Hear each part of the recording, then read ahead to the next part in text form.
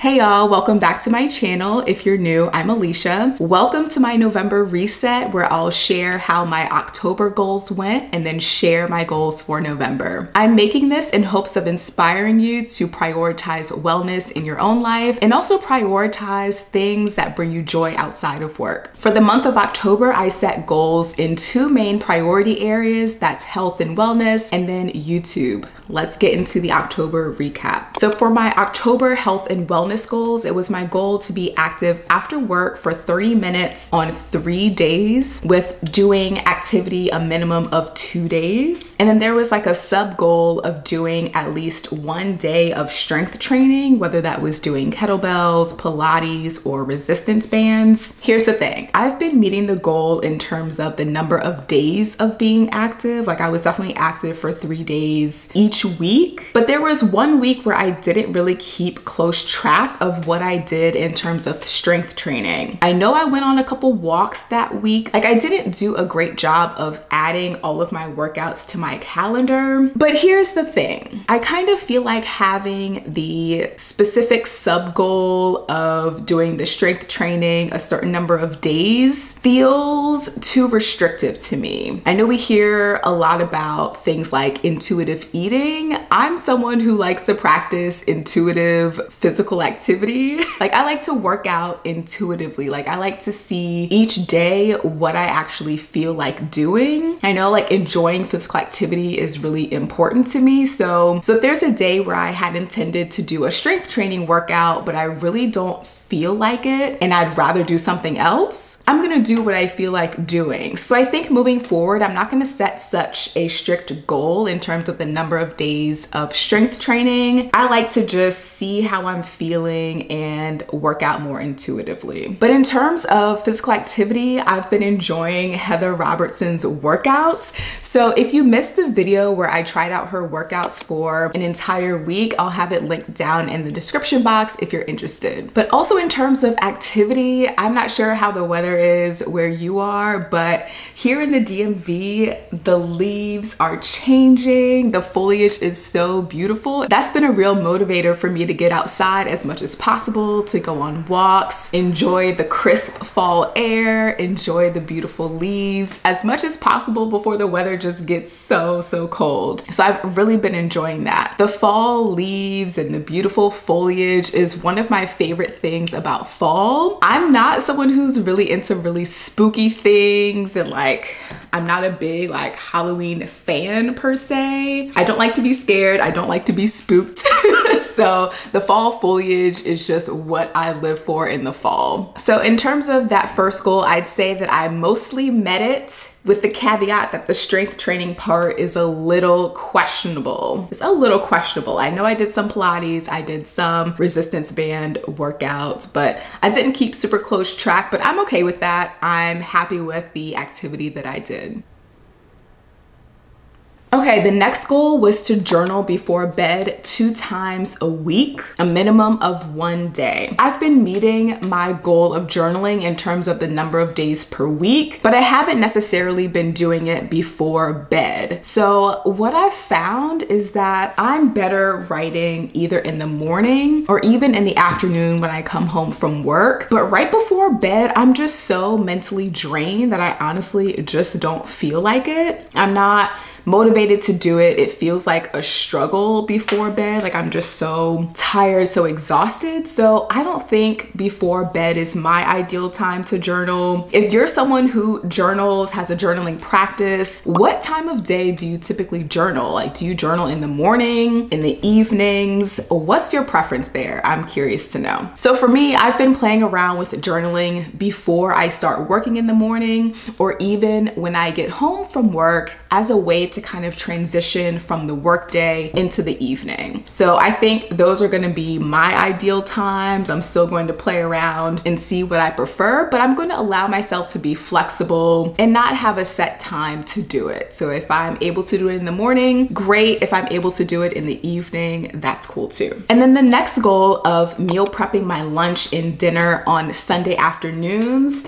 I've been nailing this goal. I'm so proud of myself because taking a couple hours out of each Sunday to meal prep is a time commitment, and it's not something that I always feel like doing, but I really try to look at it as a self-care ritual. Like, I'm taking this time out each Sunday to meal prep so I'm set up for the week. I'm not eating out as much, and that's been working out really well in terms of having food to take to work and having food for dinner when I come home. And I've been making some cozy fall meals that I've been really enjoying, especially as the weather starts to cool down here in the DMV. Some of my favorite meals that I've been making this fall have been this homemade chicken noodle soup. So warm, so comforting. Another meal is corn makchu, which is like a Creole corn recipe. It's like a really seasoned, flavorful corn, so good, that I've paired with wild rice and barbecue chicken. Another has been one of my favorite meals of all time, shrimp Creole with roasted broccoli.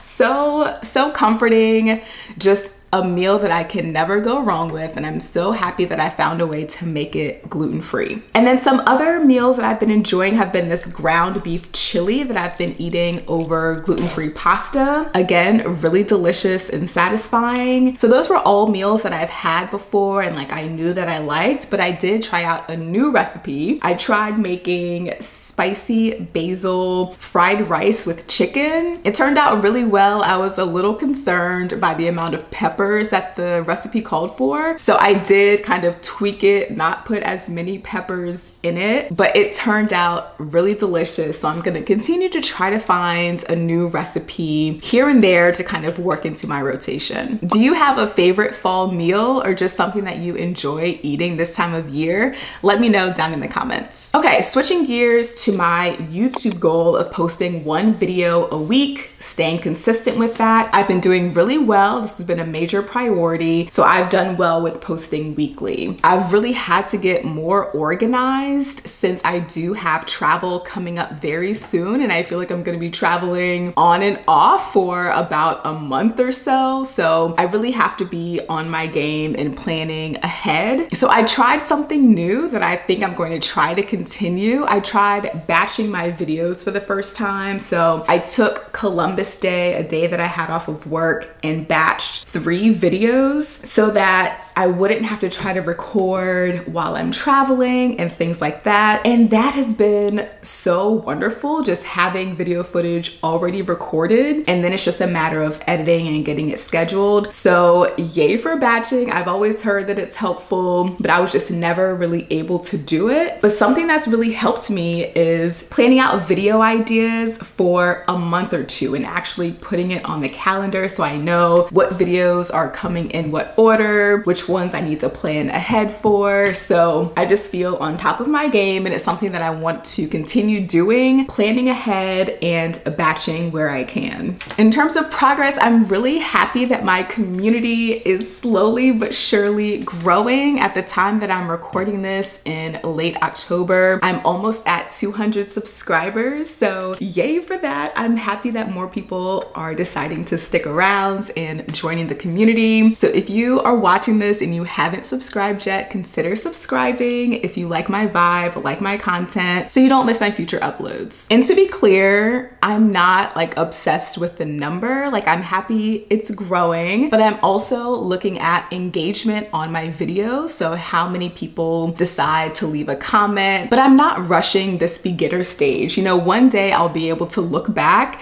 and appreciate the days when like no one would comment on my videos.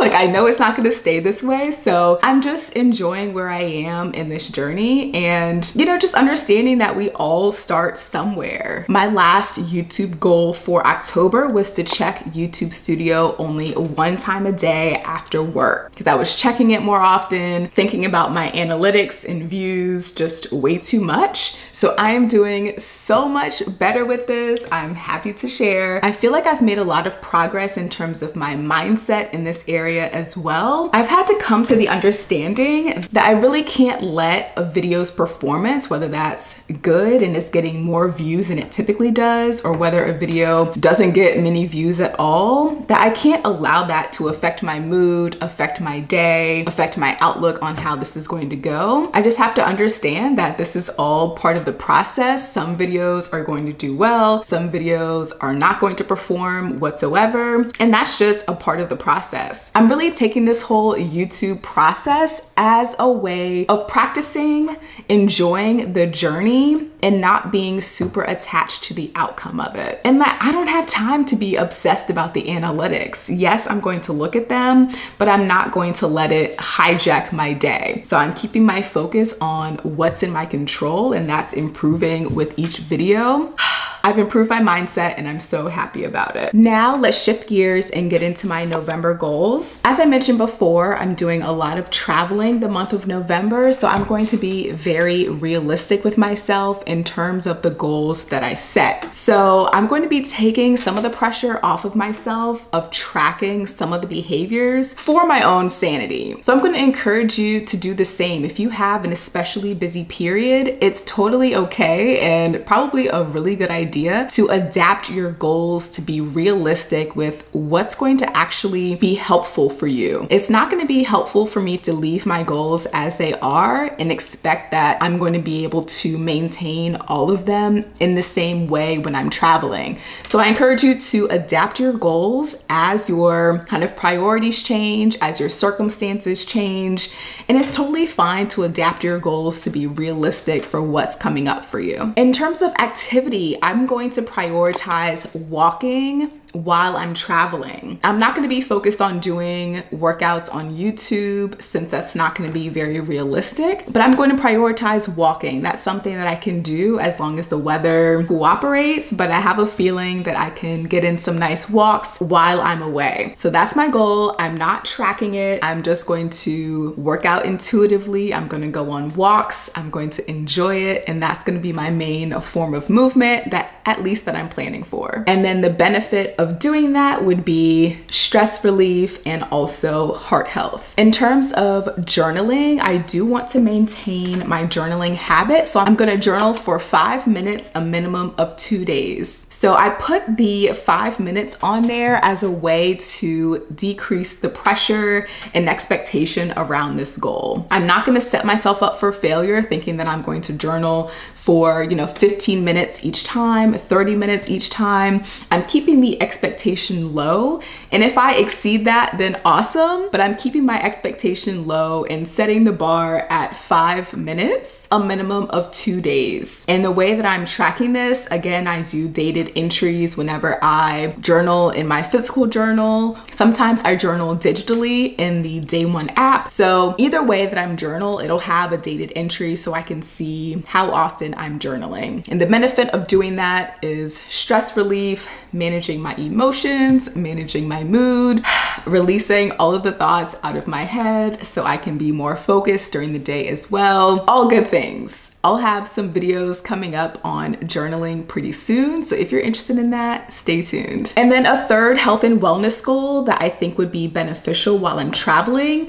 is to be proactive about packing gluten-free and dairy-free snacks that I can travel with. I know that that's something that might be a little tricky in terms of traveling, is finding, food and snacks that I can eat that's not going to mess up my stomach. So this is not something that I'm going to be tracking specifically, but when I kind of prep to travel, I'm going to make sure that I have snacks on my list that I can pack and take with me on the go. And the benefit of doing that is to maintain my gut health, not have too many issues when I'm traveling, and then to save money because, buying snacks and things in the airport, in hotels, so much more expensive than just getting it from the store. So that's another perk as well. And then in terms of YouTube, I'm keeping it simple. I'm keeping my posting 1 video a week goal. That's That's enough of a goal, especially while traveling. So that's my YouTube focus for the month of November. In terms of tracking, I keep track in Notion, and then also public accountability here on my channel. And the benefit of staying consistent is developing a community here on YouTube, helping you all, strengthening my creativity, and also my on-camera presence and confidence. Okay, I don't know what an on-camera president is, but when we find out, can I be one?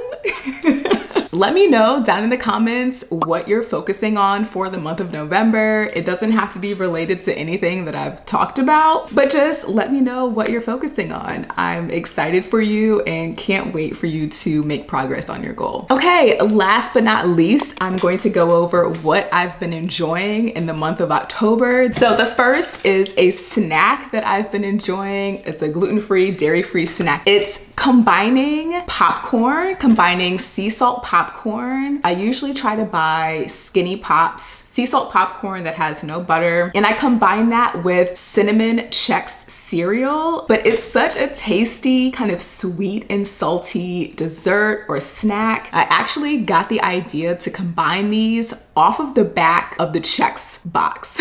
Like the Chex box has a recipe on the back for, I think they call it like a snickerdoodle mix, where they tell you to combine the popcorn and the cinnamon Chex and to like melt butter and like more sugar and like toss everything together, which sounds delicious. But for me, I just decided to keep it simple and just combine the sea salt popcorn with the cinnamon Chex. That was kind of sweet and salty enough for me. I've really been enjoying that. And later on in November, I'll have a video where I go over some of my favorite gluten-free and dairy-free substitutes that help me to enjoy eating gluten-free and dairy-free without hating it. So if you're someone who's been trying to decrease gluten or dairy for whatever reason, stay tuned. I think you might find that video helpful, especially if you're new to this whole substitution game. If you watch my October monthly reset, I mentioned that I'm reading the book Verity, and it was creeping me out, but I was still pushing through. Y'all, I just have a couple pages left. Like I am at the end, like I'm going to finish it today, and y'all, the twist is twisting. I love a good twist in a book, and yes, I'm so happy I pushed through the creepiness. It was creeping me out, but I'm so glad that I'm near the end. I just love a good twist. So if you don't mind creepy thrillers, this might be the book for you. I'm also looking for some book recommendations. So if you have a good book that you're reading, go ahead and share that down below. And then the next thing that I've been enjoying this month is a podcast. I'm not a huge podcast person. Like I much prefer watching a video or even like a video podcast if it's on YouTube. But sometimes I'm in the mood to listen, especially if I'm like doing dishes or cleaning. And the podcast is called Balanced Black Girl. It's a wellness focused podcast. So if you enjoy the videos that I make here on my channel, you might enjoy her content as well. It's mostly wellness focused, some personal development, but the host, Les, her voice is just so relaxing and comforting. It's like a warm hug just listening to her. So I would totally recommend the Balanced Black Girl podcast if you're looking for some inspiration to either start your wellness journey or maintain your wellness journey. I think it's worth checking out. If you're finding it challenging to stick to your wellness goals, check out this video next where I share my process on how to get back on track. Thank you so much for watching, and I'll see you in my next video. Stay true to you.